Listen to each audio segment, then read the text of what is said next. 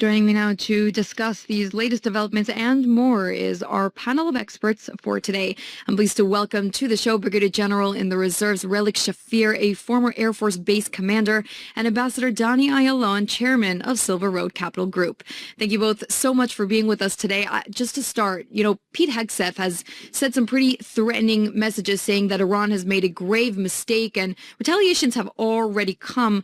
But it looks like the regime is not getting the message as of now. How dire does the situation in the Strait of Hormuz need to be for the United States to return to full-scale war? Or will Trump rather ride this tit-for-tat phase out as long as possible? Ambassador Ayalon, what's your analysis of the current situation between the United States and the Islamic regime? Yes, Devo, I think we are long past the rhetoric's exchange, which amounts to nothing. Actually, the Iranians' current boldness, which ever increases, I think, is a result of no real and serious actions by the United States. And the Iranians understand and also assess, and probably not wrongly so, that there is no appetite by President Trump and his administration to resume major operations, mostly because of pressure at home, the upcoming midterm elections in November.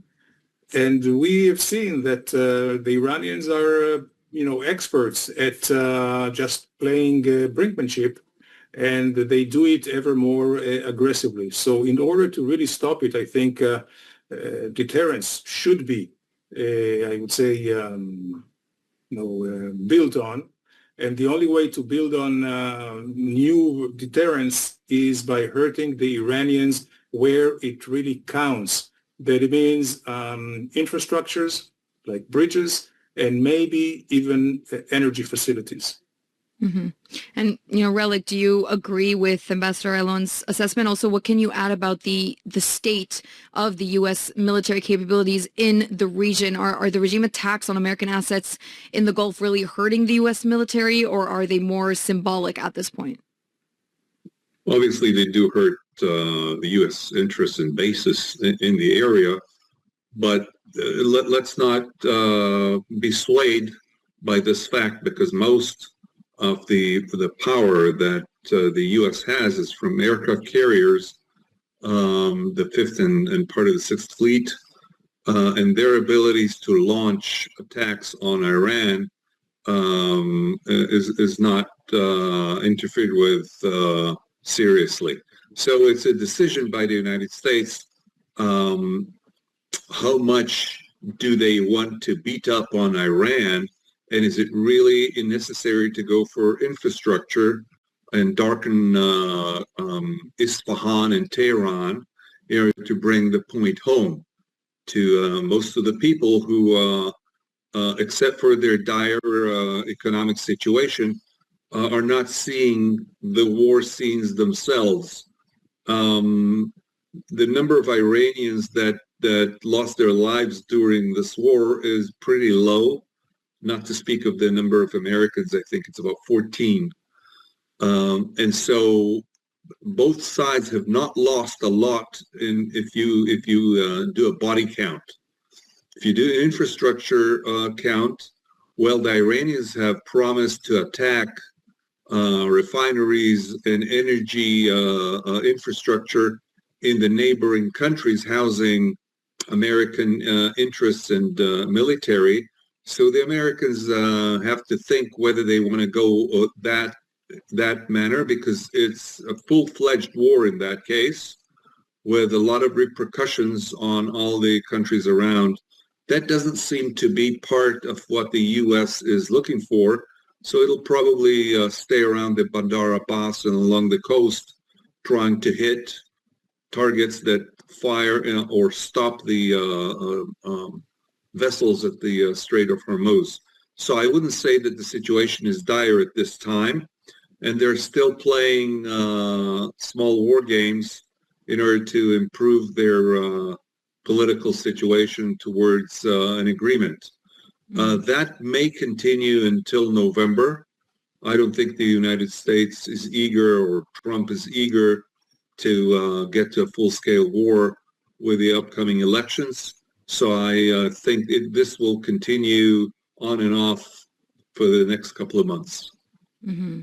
I mean, unfortunately so, but I'm curious, where does that leave the Gulf states at this point? They're the ones who are currently suffering most of the attacks from the Islamic regime. I mean, don't want to open my mouth and say, harsh things, but Israel hasn't really been the target of all of the recent escalations that we've been experiencing in recent weeks.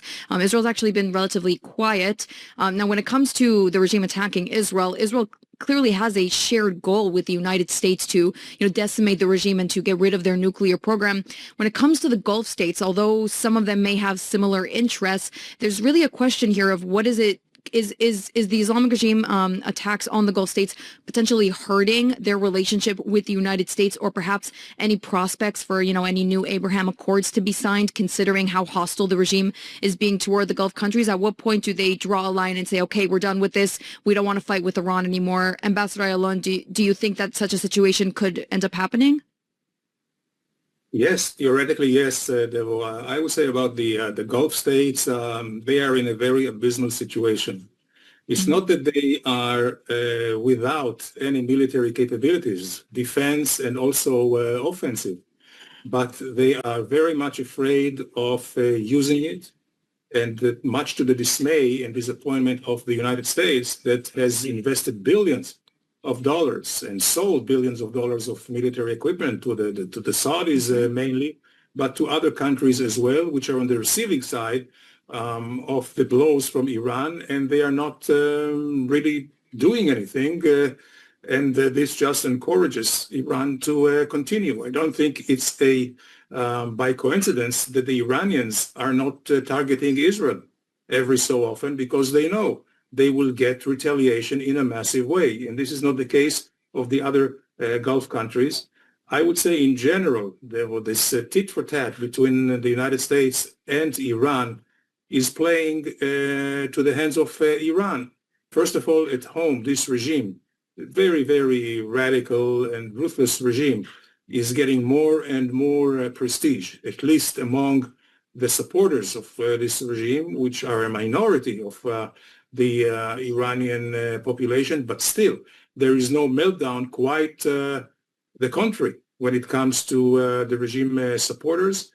And for the United States, this is just politically very hurting. So in my mind, it would be better for the United States, instead of this tit for tat and just constant bleeding politically and militarily, to have even a shorter period of time, but in a very intensive way. At the end of the day, I think the only solution to the region and beyond would be the regime replacement. But at this point, the regime is getting stronger.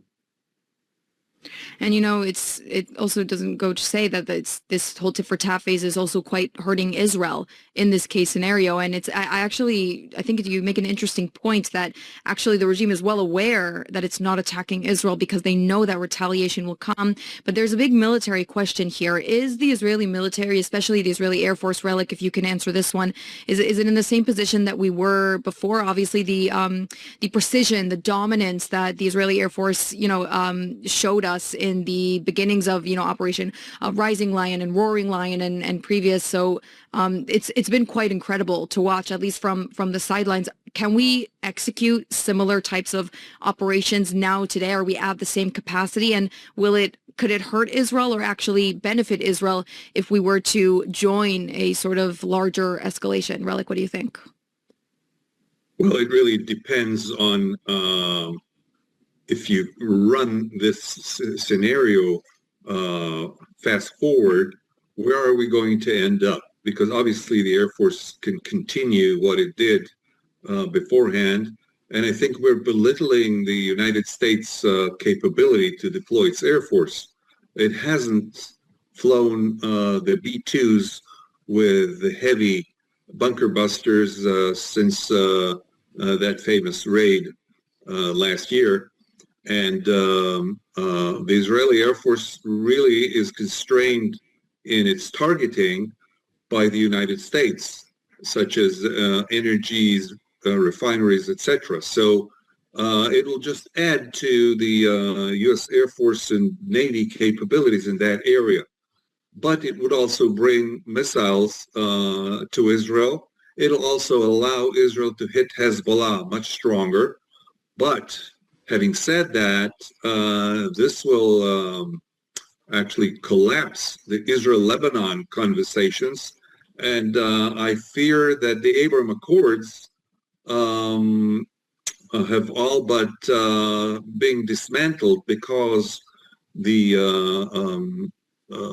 Gulf states do not see any upside with the agreements with Israel, with the United States not committing to continuing into this war to its very end, which means the collapse of the Iranian regime. So if they look at history, starting from Vietnam and Iraq and Afghanistan, where the United States had shown very limited capabilities in completing the missions it went out to do, they know that the Americans will not put a foot on the ground. They're not able to do it otherwise. And so they haven't seen any signals that once this is over in one way or another, Iran, even if they agree to, let's say, stop their nuclear program, will not hurt them once the United States loses interest in the area. And the dismantling of Iran is even worse, because by that time, there could be clandestine terror operations in their areas, which would actually destroy a lot of the efforts to modernize the area, to bring prosperity to the Gulf area. So they're in a dire situation because the United States will not commit to their defense fully. One thing the United States could do are some boots on the ground in the Bandar Abbas area or the Kharj Island to show their resoluteness. It'll cost them some lives of Americans on the ground, and that's why I don't think it'll happen before the November elections. Mm-hmm. But, say that boots do end up making it on the ground in Iran, aren't they at a significant disadvantage? It's been quite clear that any military operations inside of Iran wouldn't take place because of the, the topography, the geography, the size of the country, and that would just not happen. Do you think, Relik, that there could be a possibility for a minimal type of operation on the ground? Sure, as I just mentioned, the Bandar Abbas area that houses missiles and some boats that actually fire those drones at the vessels. So a limited area takeover. The Iranian army just can't rush over to that area, and there's the air supremacy will allow it to be maintained in a closed area rather than all over Iran. Nobody's going to go all over Iran. Or the Kharj Island, which can be overtaken quite easily, but there will be a body count there for Americans, and that's why it won't happen before November. And I'm sure if they do this, the Americans, then this may convince the Gulf states that they put their money where their mouth is. Interesting. And, Dani, coming back to you, Prime Minister Netanyahu, he's actually expected to meet President Trump in the coming weeks. What do you anticipate the agenda to be focusing on? Could we maybe be heading towards some big news when it comes to the Iran front, or do you think there's maybe other topics on their mind? No, I think mostly it will be Iran on two issues. Iran, of course, is the nuclear file. The Iranians were managed because of American weakness or lesser skills of negotiations. Trump even himself said that the Iranians are better negotiators and fighters. But the fact that they de-linked the nuclear issue with the Hormuz, that gives them a lot of time to procrastinate and cheat. So I think this will be high on Netanyahu's agenda. The second thing is, just as they decoupled these issues of Hormuz, the Straits, and the nuclear, they did the opposite with Lebanon. And basically they linked Lebanon to the war with Iran, thus limiting Israeli operation in Lebanon. So I'm sure this will be the second issue that will be discussed, along with, I'm sure, and really General Shafir would be better than me to, I would say, to compose a list of requirements that the military needs. Some were depleted, and I'm sure that will be also high on the agenda. Relik's comments on that, if you have a nice list to give us about the military. Well, I with all due respect, I don't think this is something to discuss over the media to show where we're weaker or stronger. But I don't think that Israel has a problem withstanding Iranians shooting ballistic missiles at us. And I think they are working in the Gulf area in order for us not to make a move in Lebanon, as if the Lebanese file is more or less closed in the sense that Hezbollah will not give up its firearms or strengths. And so they don't want to shake that area, which has almost been closed as they perceive it. So I think they'd be much better off hitting the Gulf states and putting pressure through them on the United States rather than Israel. Interesting. Now, one final question, our topic really that I wanted to discuss before we wrap up.